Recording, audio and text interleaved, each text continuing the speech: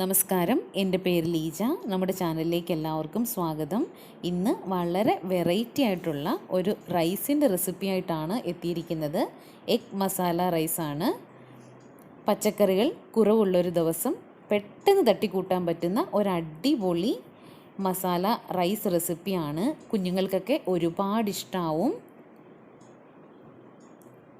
ഈ റൈസ് എങ്ങനെയാണ് തയ്യാറാക്കിയെടുക്കുന്നത് നോക്കാം. അതിനു മുമ്പ് എൻ്റെ ചാനൽ ഇനിയും സബ്സ്ക്രൈബ് ചെയ്തിട്ടില്ലെങ്കിൽ പ്ലീസ് ഒന്ന് സബ്സ്ക്രൈബ് ചെയ്യുക. അതിനോടൊപ്പം ബെല്ലൈക്കൺ കൂടെ ക്ലിക്ക് ചെയ്യാൻ മറക്കല്ല്. എന്നാലേ നോട്ടിഫിക്കേഷൻസ് നിങ്ങൾക്ക് കിട്ടുള്ളൂ.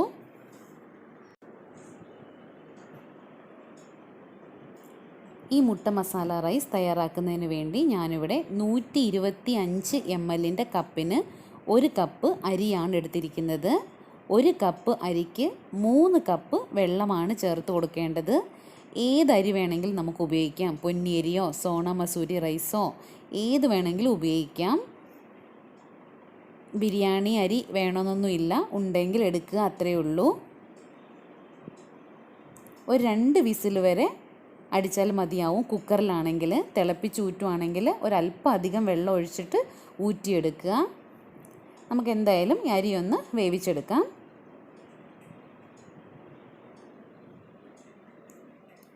ഈ റൈസ് തയ്യാറാക്കുന്നതിന് വേണ്ടി ഞാനിവിടെ ഒരു 4 മുട്ട എടുത്തിട്ടുണ്ട്.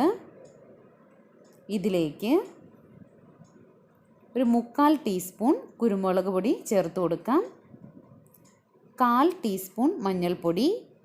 ഈ 4 മുട്ടയ്ക്ക് ആവശ്യമായ ഉപ്പും കൂടെ ചേർത്ത് നന്നായിട്ടൊന്ന് അടിച്ചെടുക്കാം.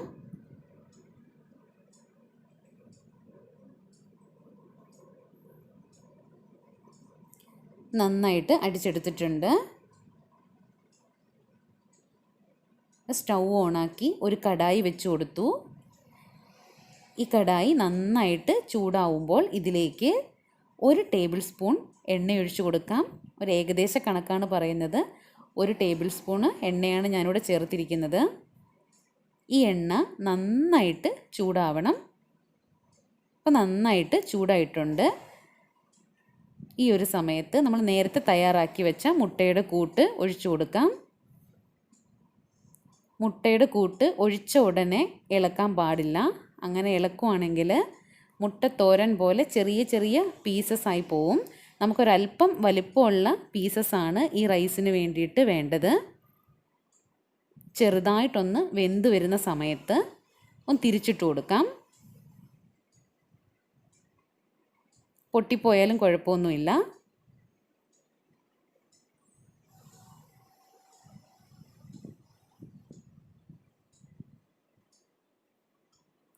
ഒന്നും കൂടെ ഒന്ന് തിരിച്ചിട്ട് കൊടുക്കാം.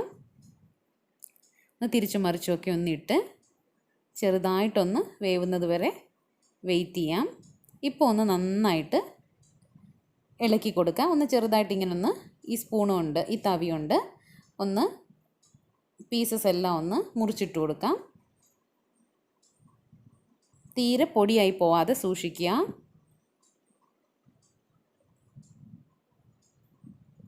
ഇതുപോലെ തയ്യാറാക്കിയെടുക്കുക.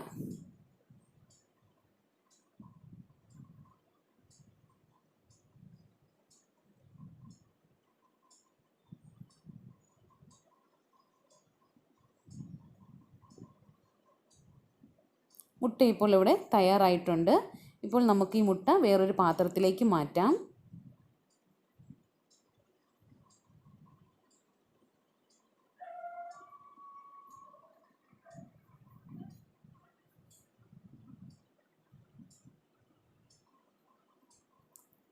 ഇതേ കടായിലേക്ക് വീണ്ടും 1 ടേബിൾ സ്പൂൺ എണ്ണയും കൂടെ ചേർത്ത് കൊടുക്കാം.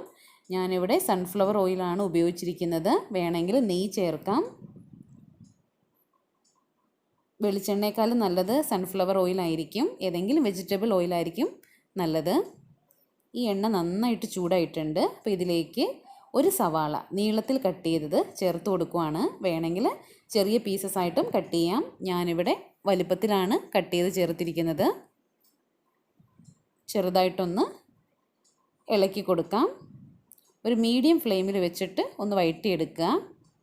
ജസ്റ്റ് ഒന്ന് കളർ മാറുന്ന സമയത്ത് ഒരു 4 പച്ചമുളക് നെടുകെ കീറിയത് ചേർത്ത് കൊടുക്കാം. ഒരു ചെറിയൊരു ക്യാരറ്റ് ചെറുതായിട്ട് നുറുക്കിയതും കൂടെ ചേർത്ത് കൊടുക്കുവാണ്. ഒരു 5 ബീൻസ് ചെറിയ കഷ്ണങ്ങളാക്കി മുറിച്ചതും കൂടെ ചേർത്ത് കൊടുക്കാം. മീഡിയം ഫ്ലെയിമിൽ വെച്ച് നന്നായിട്ടൊന്ന് വഴറ്റിയെടുക്കുക. ഇവിടെ നന്നായിട്ട് വഴറ്റിയെടുത്തിട്ടുണ്ട്. ക്യാരറ്റ് നമ്മൾ ചെറിയ കഷ്ണങ്ങളായിട്ടാണ് നുറുക്കിയിരിക്കുന്നത്, അതുകൊണ്ട് പെട്ടെന്ന് വെന്ത് കിട്ടും. ഇതുപോലെ നന്നായിട്ട് വഴറ്റിയെടുക്കുക. ഇതുപോലുള്ള റൈസ് തയ്യാറാക്കുമ്പോൾ മല്ലിയില ഉണ്ടെങ്കിൽ മല്ലിയില ചേർക്കുന്നതായിരിക്കും നല്ലത്. ഞാനിപ്പോൾ ഇവിടെ മല്ലിയില അല്പം ചേർത്ത് കൊടുക്കുവാണ്. മല്ലിയില ഇല്ലെങ്കിൽ കുഴപ്പമില്ല, കറിവേപ്പില ചേർത്താലും മതി. എൻ്റെ കയ്യിൽ മല്ലിയില ഉള്ളത് കാരണം ഞാൻ മല്ലിയിലയാണ് ചേർത്തിരിക്കുന്നത്. ഇതിലേക്ക് ഒരു 1/2 ടീസ്പൂൺ മുളക് പൊടി ചേർത്ത് കൊടുക്കാം. ഒരു 1/4 ടീസ്പൂൺ മഞ്ഞൾപ്പൊടി,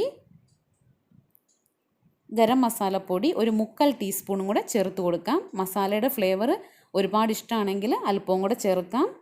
ആവശ്യത്തിന് ഉപ്പും കൂടെ ചേർത്ത് കൊടുക്കാം. നന്നായിട്ടൊന്ന് വഴറ്റിയെടുക്കാം. പൊടിയങ്ങ് ഒരുപാട് ചുമക്കുന്നത് വരെ വെയിറ്റ് ചെയ്യേണ്ട. അതിനോടൊപ്പം നമ്മൾ നേരത്തെ തയ്യാറാക്കി വെച്ചിരുന്ന മുട്ടയുടെ കൂട്ടും കൂടെ ഇതിനകത്തേക്ക് ചേർത്ത് ഒന്ന് മിക്സ് ചെയ്ത് കൊടുക്കാം. ആ മുട്ടയൊന്ന് ചൂടായി വരണം, തണുത്തായിരുന്നല്ലോ. ഈ ഒരു സമയത്ത് നേരത്തെ തയ്യാറാക്കി വെച്ചിരുന്ന റൈസ് ഇതിലേക്ക് ചേർത്ത് കൊടുക്കാം. അരി തയ്യാറാക്കുന്ന സമയത്ത്, ചോറ് തയ്യാറാക്കുന്ന സമയത്ത് നമ്മൾ ഉപ്പൊന്നും ചേർത്തിട്ടില്ലായിരുന്നു.